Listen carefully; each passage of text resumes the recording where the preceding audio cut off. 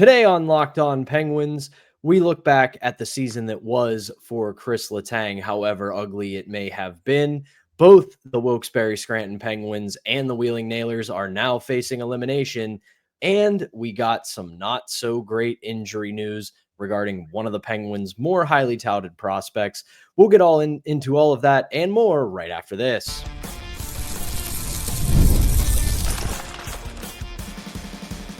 You're Locked On Penguins, your daily podcast on the Pittsburgh Penguins. Part of the Locked On Podcast Network, your team every day. Welcome in to another edition of the Locked On Penguins podcast. I'm one of your hosts, Patrick Damp. You can follow me across all social media platforms at synonym for wet. Joined as always by the one and only Hunter Hodes. You can follow him on Twitter at Hunter Hodes. You can give our show's Twitter a follow at LO_Penguins. And of course, as always, we appreciate you making us part of your daily routine. Don't forget that we are free and available wherever you get your podcasts, as well as YouTube and the Roku channel. Plus, if you follow us on YouTube, go ahead and hit that notification button. That way, you can be among the first to know when we drop our daily Monday through Friday episodes. So we go to our third season in review of the off season so far, and we've already done two of the three Penguins captains, so we might as well do the third here on Thursday, and that is, of course, defenseman Kris Letang. And this is going to be a very difficult one for us to do because the two of us have not exactly been shy about the fact that we are big fans of Kris Letang, the way he has played the majority of his career, and the value he has brought to the Penguins defensive core for the better part of 20 years. But this was not a season for the highlight reel for Kris Letang. 74 games, 9 goals, 21 assists for only 30 points. It's pretty low when it comes to his career output. He did not do that poorly last year. He had 51 points and 10 goals, 41 assists, so about twice as many assists last year. You look at his overall point totals, it's the first time since 2009, 2010, when he was still really getting his footing under him as a regular NHL defenseman, that he's had 30 points or less. You look back at some of his other seasons, he really has been pretty consistent, staying between the 40 and 60-ish point mark, depending upon the season. And this year was a pretty dramatic drop-off. But putting the numbers to the side, I think one of the biggest problems for Kris Letang this season, and we are going to find out going into next season if this is in fact Father Time finally catching up with him, or if this was just an off year, but the legs do not appear to be there the way they once were. You look back at the majority of Kris Letang's career, and there were times where, I don't want to make this a one-to-one comparison because it's not, where he was in a similar class as Erik Karlsson, where he would take risks, he would pinch, he would jump up into the play. But because he had such marvelous foot speed, such fluid skating, even if it was a bad pinch, even if it was a bad time for him to step up into the play, he was usually able to make up for it with his speed. This year was not the case at all. He really seemed to be about a step slower. His decision-making, while I want to make sure I add this caveat to it, he made a lot of bad decisions on the ice this year, but the decisions he made have to be adjusted, because the decisions he was making were from a time when he still had that foot speed. You looked at what he did and you thought, okay, he did that in the past and he used to be able to make up for it. Now he can't make those kind of decisions because the foot speed's not there. So going into next season, if I'm Kris Letang, which I'm clearly not, but going into next season, there needs to be an adjustment in his game. should the foot speed not return, because very similar to the player we spoke about yesterday in Evgeny Malkin, there were still plenty of flashes where he looks like he can be a very valuable defenseman. Is he going to be a top pairing defenseman? It's doubtful, but is he still going to be a very good, very impactful second or third defenseman? Absolutely. He just has to make those adjustments. You took the words right out of my mouth, and I apologize, everyone. My voice is very hoarse today. My allergies are really bad, especially this week now that the weather is getting warmer, pollen's out there. So I apologize to everyone about my voice, but the biggest thing that really stood out to me this season was his skating.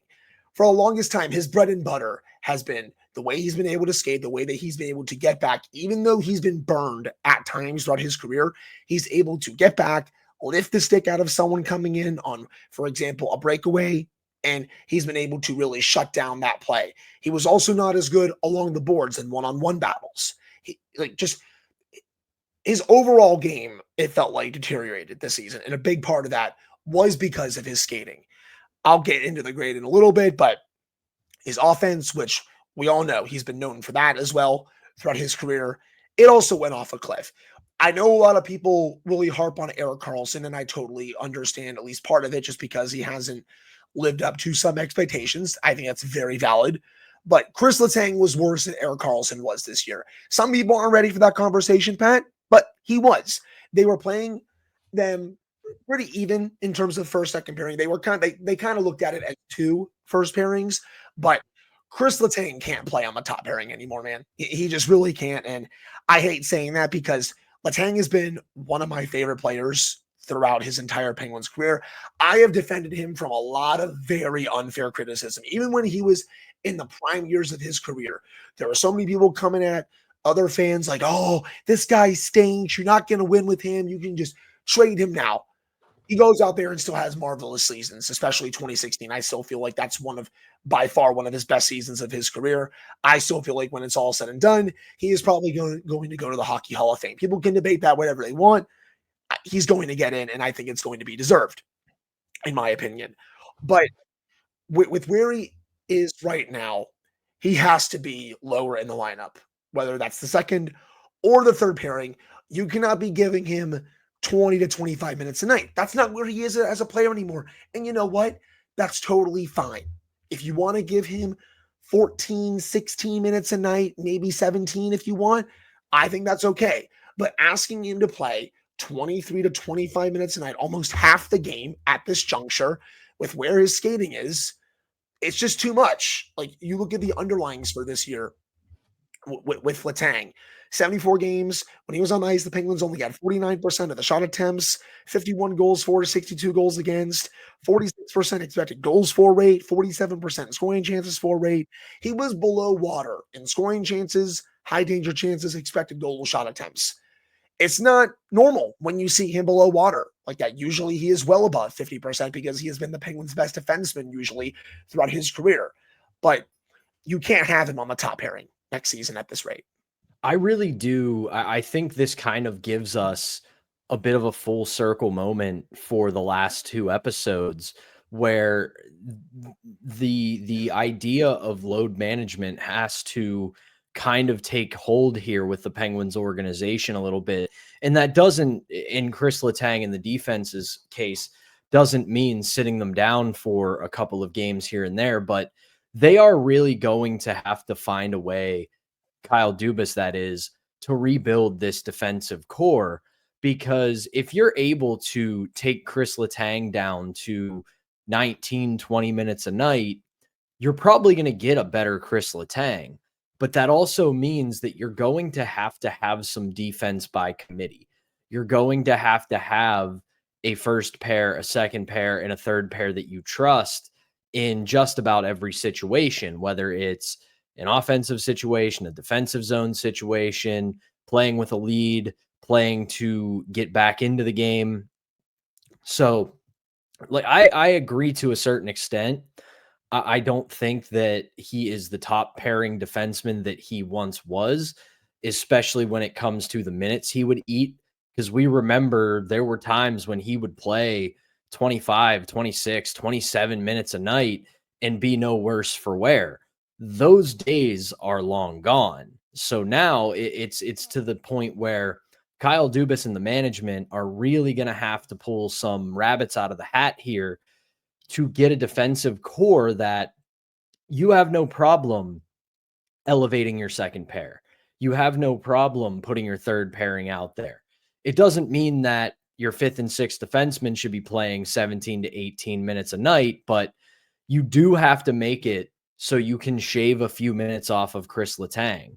Because I do think, all things considered, very similar to what we said about Malkin, you got to decrease the workload a little bit here because there is still a good defenseman there. He showed it in several flashes this year. He had his moments where you watched his game and went, all right, that's the Kris Letang that we know. That's the Kris Letang that we're used to. But because of age, because of wear and tear and everything else he's gone through in his career, it's not the same guy who can eat 25 minutes a night. You're going to have to find a way to balance his workload better. Obviously, the last thing we got to finish with, we do know that we covered it on the show very quickly. He did have heart surgery to close a small hole in his heart, which doctors do believe was the cause of the 2 strokes that Kris Letang has had throughout his professional hockey playing career. He's expected to make a full recovery. Obviously, that's going to be huge, not just for him, the hockey player, but for him, the human being, because that risk obviously did not go away because of the small hole in his heart. So now that that has been taken care of, especially with the team out of the playoff picture and out of the playoffs, he finally had some time to step away from the team, get that procedure done, and get it taken care of. So speedy recovery to him. But last thing I'll say before we head to break here, we all know that his conditioning and workouts are the stuff of legend. So that is why I'm willing to give him a little bit more of a wide berth on this, because I think he's well aware of how this season went. All you got to do is look at the top line numbers. They are not very good for him. He's going to be a motivated guy to come back. And you listen to the way he talks. You listen to the way his teammates talk about him. He's a very motivated guy. This isn't a guy who is just cashing a paycheck and waiting for his career to come to a close. He wants to continue to compete. So very curious to see how he responds next season. Same. And I hope he goes out there and kicks absolute ass next season, because I'm always going to be a fan of Kris Letang. I'll give him a lower grade for this year, probably around a D, just because his game completely fell off on the top pairing. But I'm not sitting here and saying like, oh my God, he's been, pathetic his whole career or anything. He is going to go to the Hall of Fame, and for good reason. He has carried offense from the back end so many times throughout his career. You look at the 2016 team, Pat, there was a real case for him to win the Conn Smythe that year. He honestly, if you want to argue that he should have won it, more power to you. Like, I think he had a better case than Sid, if I'm being completely honest with you. I think he and Phil Kessel had better cases than Sid. I'm not going to take that one away from Sid because he won it, but I think Letang was a better overall player throughout those playoffs. I would agree with you. Some people forget that, man. He was on a different planet in that 2016 Cup run.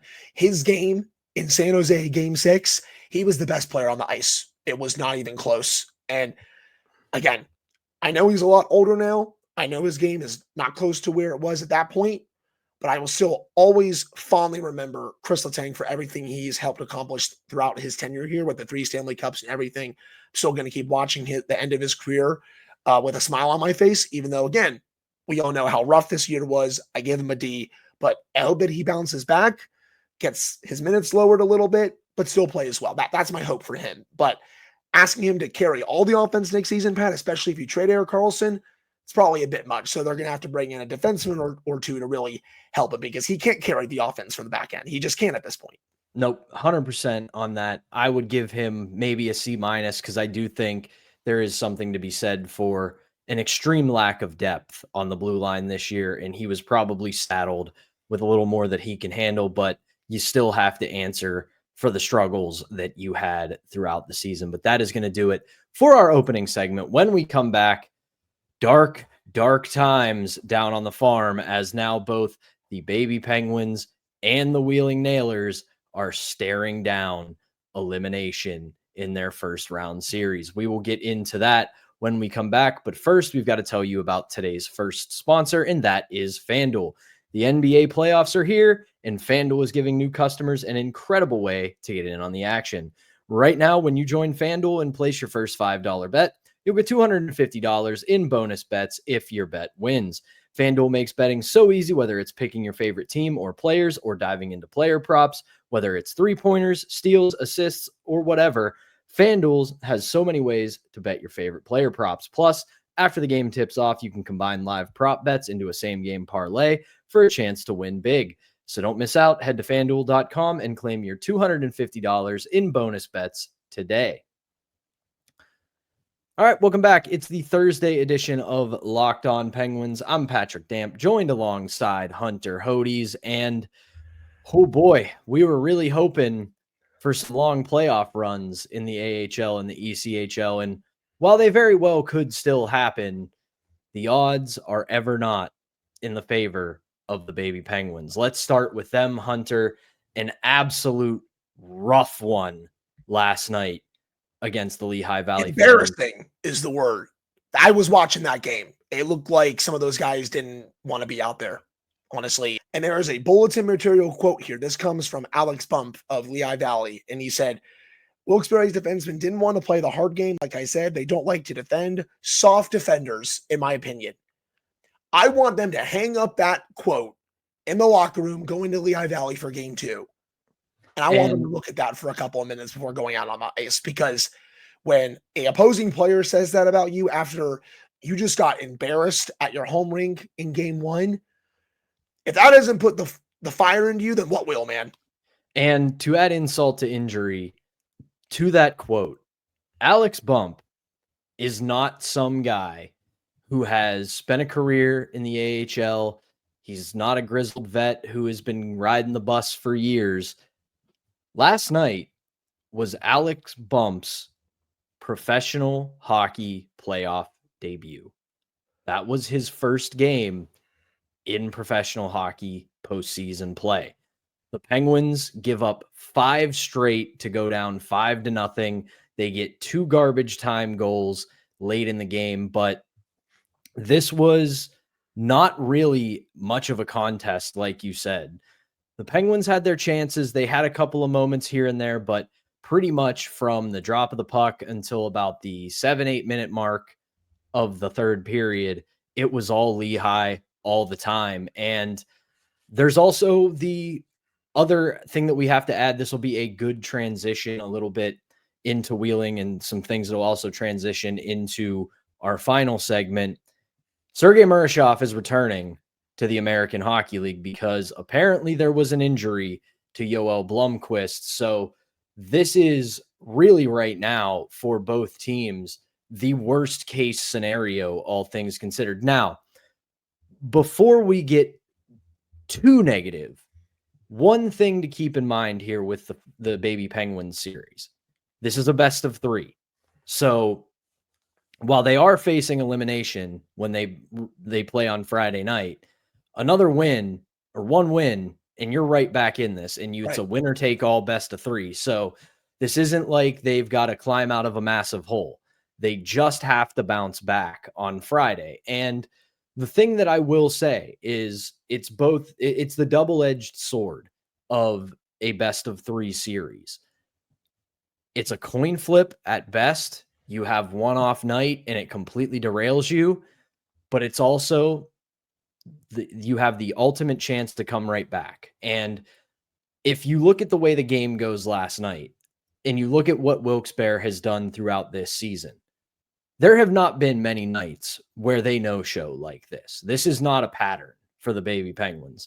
This was a blip on the radar screen, hopefully, because they could go out and do the same thing on Friday night. But when you take the past as a little bit of prologue, they have been a team that has bounced back most of this year. They have a bad game. They rattle off a couple wins. They put together a couple good efforts. So I look at this team and the collection of talent that they have, and there's a good opportunity for them to bounce back on Friday. 100%. It really does stink, though, that Yoel Blomqvist is a bit banged up right now because also, Pat, Philip Larson is also hurt. So looks like the 2 goalies, it's going to be Murashov and Taylor Gauthier. So one of those two gets to start. If I were Wilkes-Barre, and obviously I am not Kirk McDonald, I am not the head coach of the Baby Penguins, but if I were, I would probably go to Murashov. Why not? Yeah, I know. Wheeling is down 3-0 right now. You look at his numbers, they're not pretty, but again, they're not getting any offense from anyone really right now in this series. But I would still throw Murashov out there and see what he can do behind this defensive group and these forwards. Yeah, I know Rutger McGroarty's not there either, but I think you're going to hopefully see a fired up team on Friday. I mean, Tristan Brose was also really blunt after the game. He called it effing embarrassing. Not allowed to say that word on the show because, of course, we're right around PG-13, but he said it was effing embarrassing. And by the way, Pat, if no one is following Tony Androkidis, you are doing it wrong. He is one of the top AHL reporters out there, especially for the Baby Penguins. He is, in my opinion, the best by far. You need to be following him because he does tremendous work. He's been getting these quotes throughout the season for the Baby Penguins. He's been talking to head coach Kirk McDonald. He is an awesome reporter, and he was the one that got the quote last night from Tristan Brose saying that it was effing embarrassing with the way that they played. So I think you're going to see him fired up. I want to see Ville Koivunen have a nice bounce back game. And if they start Murashov, I want to see him answer the call a little bit as well. But for Wheeling, man, they're down 3-0 right now. And again, they just can't get any offense, no matter if it's on the road or now at home. Even in a good environment, the fans were fired up for that game, but they just can't break through Norfolk's defense. Like, they just can't get any offense going. I mean, here is probably the biggest storyline outside of obviously the roster moves and it being now a 3-0 deficit for the Nailers. They're now down 3-0, as I said, losing 5-1 last night to the Admirals. But this is the stat of the series. The Norfolk goaltender, Thomas Milic, has faced 98 shots, and he has stopped 97 of them.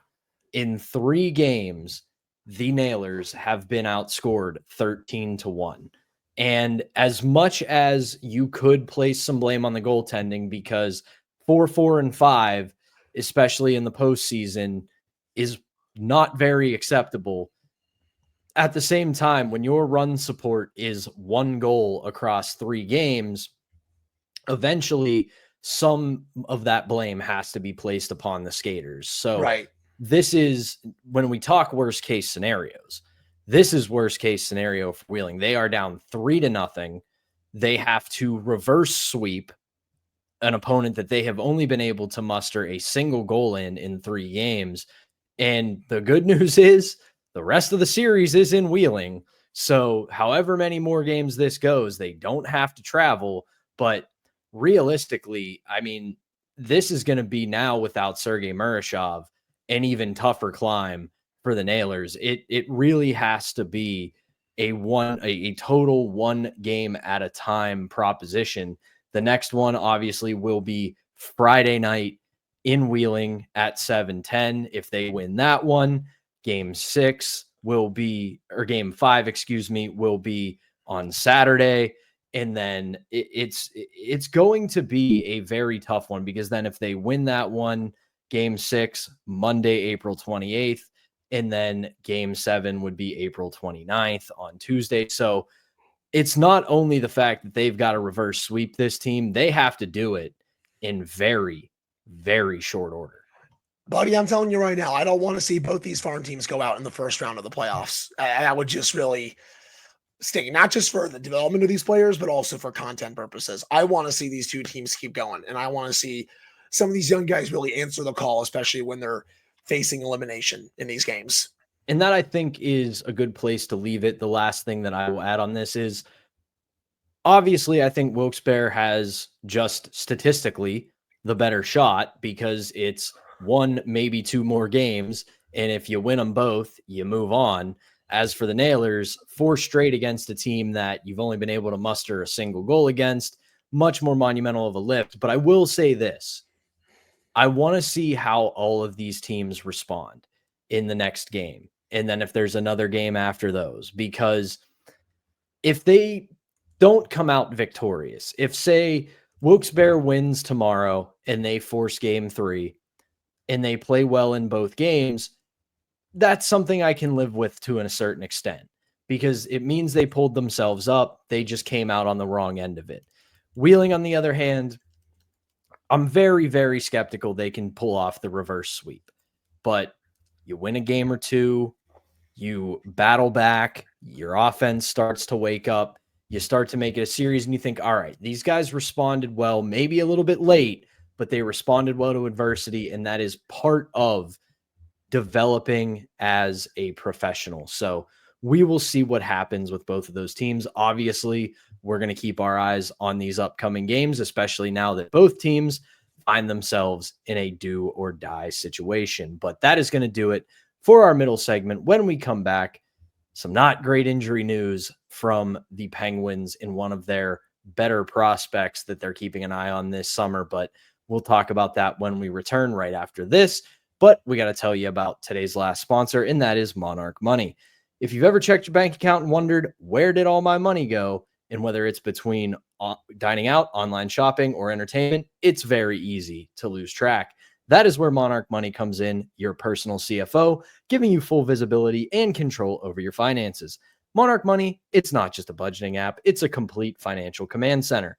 You can track all your accounts, investments, and spending all in one place, so you stop managing your money and start building wealth. That all-in-one convenience, that's the money line for you, no pun intended.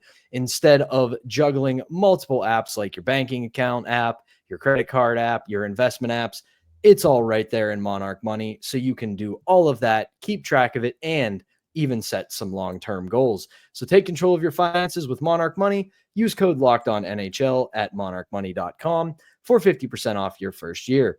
That's monarchmoney.com, code LOCKEDONNHL for half off your first year.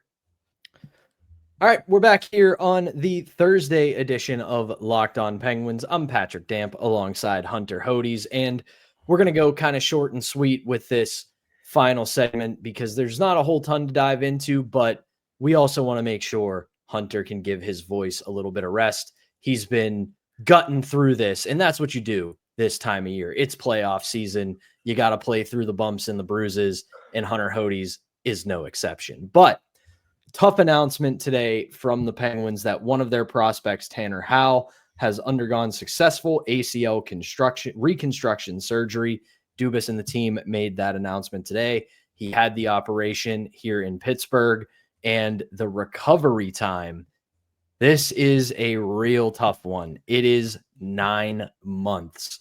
So he will not be back in any sort of full capacity until nearly, if not into 2026. So the 19-year-old, been someone that they've had their eye on. He's been very good with both the Calgary Hitmen and the Regina Pats in the WHL. Penguins took him second overall in the second round, 44th overall, combined those two on the little fact sheet I got in front of me on my notes. But second round pick, 44th overall, 2024 draft. They signed him last July, played in the IHF World Junior Championships with Team Canada. Tough blow for a kid that really started to come into his own this past year. Tanner Howe was playing tremendous this year for the Calgary Hitmen in the WHL, man. 12 goals, 39 points in 37 games during the regular season, and in the playoffs, he was even better, over a point per game. 2 goals, 9 points in 6 games. And you know who he plays with, by the way? Ben Kindle, who is going to be eligible for the 2025 NHL draft, and he is number 10 on my list for Penguins targets in the first round. The top 4 is very straightforward. You know, Misa, Schaefer, Martone, Higgins for me, but I'm a bit higher on Ben Kindle than some others, and he and Tanner Howe were a ton of fun to watch this year. I'll dive more into my Penguin-specific list a little bit later on as we get closer to the draft, but I do really like seeing those two have some chemistry. But Tanner Howe, he plays like a rat. He's really good in front of the net, has a good release. His playmaking was also really good this year, and he was electric in the playoffs. So this is really going to sting too, Pat, because he's not going to be able to participate in development camp and training camp. Like, that's the really unfortunate part. Like, you say 9 months, he's not going to be back until January, man. Just a really unfortunate injury, because I liked his camp this past year. Obviously, he wasn't ready, and that was totally fine. But it just really stinks that he had this injury come up because he had a really great season in the WHL. And again, really love watching him play with Ben Kindle, who I do hope the Penguins draft at some point this summer. That would be a nice little pickup for them. And I don't want to go full hacky stand-up comedian on this, but I'm going to have to, because this has been a pretty dark episode of Locked On Penguins. Not a lot of hope to take out of this one, but the one thing to keep in mind is that Howe is 19 years old, and I haven't really dug into the demographics of the audience that we have, but if you remember being 19, you were indestructible. You just nothing got in your way. You could have the roughest night of your life and wake up at 6 a.m. no worse for wear. So getting knee reconstruction surgery is never a good thing, but he's 19 years old. There is a lot of runway there on a professional hockey career. You hate to see it happen this early, but you know that there's a good chance, especially in this day and age, with the way things have developed, where sports medicine and recovery and training have developed too, he can recover from this pretty well. And you just have to hope that doesn't lose a step and doesn't lose that fire, because that is the biggest thing you and I have been a fan of, is that he is a fearless hockey player. And for a lot of the good that the Penguins have done over the past 12 or so months, they would be wise to get a couple of those ratty players who just stay in your kitchen all game long. And Tanner Howe, if he develops the right way, he fits that bill to a T. 100%. And there's some other players that also fit that bill in this draft. Again, Ben Kindle, he's a lot of fun. I love Victor Eklund. I have him 5th on my Penguin-specific draft board. That's just a small tease for everyone out there. Victor Eklund, for someone being so small, he's got an edge to him. Like, he can give it to some bigger players, and it's a lot of fun to watch in the Swedish league. But okay, I'm getting ahead of myself, Pat. We'll save that for an episode down the line. We'll have draft coverage coming up in the lead up to it, so we're not going to burn it all here, but that is going to do it for this edition of Locked On Penguins. Thank you, as always, for tuning in. Hunter and I will be back with a brand new episode for you on Friday, getting you set for the 2 games, once again, the do or die games for the baby Penguins and the Wilkes-Barre Scranton Penguins. And hopefully with Mr. Marshall. And hopefully with Jesse Marshall. We will talk to him later on, hopefully get him on for the show, as well as continue our season in review, depending upon what we want to talk about with Mr. Marshall. But for Hunter Hodes, I'm Patrick Damp. Thank you, as always, for tuning in. We will be back on Friday.